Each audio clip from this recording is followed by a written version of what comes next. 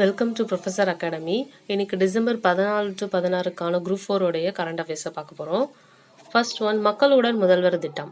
அதாவது இந்த திட்டத்தை டிசம்பர் 18, 2023 அன்று தமிழக முதலமைச்சர் கோயம்புத்தூரில் தொடங்கி வைக்க இருக்கிறாரு.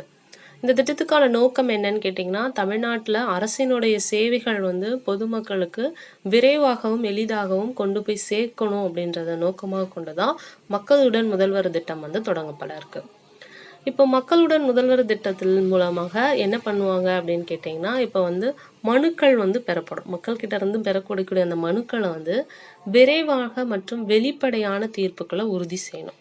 இப்போ அந்த மனுக்களுக்கு சீக்கிரமாகவும் கொண்டு போய் சேர்க்கணும். அட் த சேம் டைம் வெளிப்படையான தீர்வு அதுக்காக இருக்கணும்.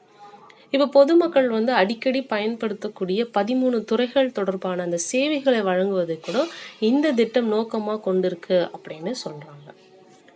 நெக்ஸ்ட், இதே போன்ற என்னென்ன திட்டங்கள் இருக்குது அப்படின்னு பார்த்தீங்கன்னா, உங்கள் தொகுதியின் முதலமைச்சர் திட்டம். இப்போ உங்கள் தொகுதியின் முதலமைச்சர் திட்டம், முதல்வரின் முகவரித்துறை, கள ஆய்வில் முதலமைச்சர். இப்போ உங்கள் தொகுதியில் முதலமைச்சர் அப்படின்றது என்னன்னு பார்த்தீங்கன்னா, தேர்தல் பரப்புரையின் போது பெறப்பட்ட அந்த மனுக்களுக்கு 100 நாட்களுக்குள்ள என்ன பண்ணணும்னா தீர்வு கொடுக்கறது தான் உங்கள் தொகுதியில் முதலமைச்சர் அப்படின்ற ஒரு துறை உருவாக்கியிருந்தாங்க. முதல்வரின் முகவரித்துறை அப்படின்னா, பொதுமக்களினுடைய கோரிக்கைகளை திறம்பட கையாண்டு அவற்றை நிறைவேற்ற முதல்வரின் முகவரித்துறை அப்படின்ற துறைவரின் தனித்துறை உருவாக்கினாங்க. கள ஆய்வில் முதலமைச்சர் அப்படின்றது, தமிழ்நாடு முதலமைச்சர் என்ன பண்ணுவார்னா, நேரடியாக மாவட்டங்களுக்கு கள ஆய்வு பயணம் மேற்கொள்வார். இதுதான் கள ஆய்வில் முதலமைச்சர். நெக்ஸ்ட் நியூஸ், எக்ஸ்போசாட் செயற்கைக்கோள். எக்ஸ்போசாட்னா என்னன்னு பார்த்தீங்கன்னா, எக்ஸ்ரே போலரிமீட்டர் சேட்டலைட். இப்போ இந்த எக்ஸ்ரே போலரிமீட்டர் சேட்டலைட்டை எக்ஸ்போசாட் செயற்கைக்கோள் அப்படின்னு சொல்கிறாங்க. இந்த செயற்கைக்கோள் நம்மளோட இஸ்ரோ ஸ்ரீஹரிகோட்டாவில் இருக்கக்கூடிய சதீஷ் தவான் விண்வெளி மையத்தில் வருகிற ஜனவரி 1 அன்று என்ன பண்ணியிருக்காங்கன்னா செலுத்தப்பட இருக்காங்க.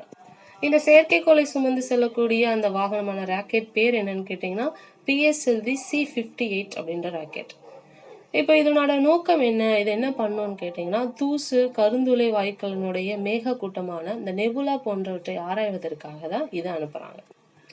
அப்போ எக்ஸ்போசாட்டோடைய செயற்கைக்கோளை சுமந்து செல்லக்கூடிய ராக்கெட் பேர் என்னன்னு கேட்பாங்க, PSLV C58. ஜாஸ்பர் புயல். இப்போ நம்மளுடைய மிக்ஸாம் புயலுக்கு அடுத்து உருவான புயல் தான் ஜாஸ்பர் புயல். அது இந்தியாவுக்கு எந்த ஒரு பாதிப்பும் கிடையாது, இந்தியாவில் தாக்கத்தையும் ஏற்படுத்தலை. ஜாஸ்பர் புயல் எங்கன்னு பார்த்தீங்கன்னா, ஆஸ்திரேலியாவை தான் தாக்கத்தை ஏற்படுத்துது. ஸோ அதுக்காக நம்ம தெரிஞ்சுக்கணும். நெக்ஸ்ட், லோக்சபா. இப்போ லோக்சபால பாதுகாப்பு மீறல் நடந்துச்சு.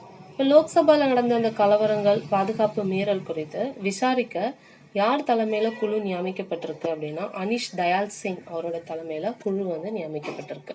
தமிழ்நாடு. இப்போ தமிழ்நாடு பார்த்தீங்கன்னா, எய்ட்ஸ் தடுப்புல சிறப்பாக செயல்படும் மாநிலம் அப்படின்ற விருது பெற்ற மாநிலமாக தமிழ்நாடு விளங்குது. நெக்ஸ்ட், இஸ்ரோ. இப்போ இஸ்ரோ பார்த்தீங்க அப்படின்னா, நிலவுக்கு மனிதர்களை அனுப்புறதுக்காக திட்டமிட்ட ஆண்டு 2040. நம்ம என்ன கிளியர் ஆகணும் அப்படின்னா, விண்வெளி வீரர்களை விண்வெளிக்கு அனுப்புறது 2025க்குள்ள பண்ணிடுவோம். ஆனா இதுவே விண்வெளி வீரர்களை, மனிதர்களான விண்வெளி வீரர்களை நிலவுக்கு கொண்டு போய் சேர்க்கறது 2040 தான் கொண்டு போய் சேர்ப்போம் அப்படின்னு சொல்றாங்க. விண்வெளி வீரர்களை நிலவுக்கு அனுப்புறது 2040 தான் திட்டமிட்ட ஆண்டாக கருதப்படுகிறது. ஆனா விண்வெளி வீரர்களோடு கொண்ட குழு விண்வெளிக்கு அனுப்புறது 2025. இதுல கன்ஃபியூஷன் வரக்கூடாது. அப்ப விண்வெளி வீரர்களை விண்வெளிக்கு அனுப்பக்கூடிய அந்த திட்டம் பேர் தான் ககன்யான் திட்டம். நெக்ஸ்ட், நயே பாரத் கா சம்வேதா. இந்த நயே பாரத் கே சம்வேதா பிரதமர் மோடி எழுதின இந்த நூல். இதை வெளியிட்டவர் யாருன்னு பார்த்தீங்கன்னா, ராம்நாத் கோவிந்த். முன்னாள் ஜனாதிபதியான ராம்நாத் கோவிந்த் அவர்கள் தான் இந்த புத்தகத்தை வெளியிட்டிருக்கார். இப்போ பிரதமர் மோடியினுடைய தாக்கத்தை ஏற்படுத்திய இந்த உரைகள் எல்லாம் வெளிச்சம் போட்டு காட்டக்கூடிய நூல் தான் இது அப்படின்னு சொல்றாங்க. நெக்ஸ்ட், தமிழ்நாட்டில் அரசின் சேவைகள் பொதுமக்களை விரைவாகவும் எளிதாகவும் சென்று சேர்த்திட தொடங்கப்பட உள்ள திட்டம் இது. இதுக்கான ஆன்சர் மக்களுடன் முதல்வர் திட்டம். லோக்சபாவில் நடந்த பாதுகாப்பு மீறல் குறித்து விசாரிக்க யார் தலைமையில் குழு நியமிக்கப்பட்டது? இதுக்கான ஆன்சர் அனிஷ் தயால் சிங். இஸ்ரோ நிலவிற்கு மனிதர்களை அனுப்ப திட்டமிட்ட ஆண்டு. இதுக்கான ஆன்சர் 2040. எய்ட்ஸ் தடுப்பில் சிறப்பாக செயல்படும் மாநிலம் என்ற விருதை பெற்ற மாநிலம். இதுக்கான ஆன்சரை கமெண்ட் செக்ஷன்ல கமெண்ட் பண்ணுங்க. தேங்க்யூ.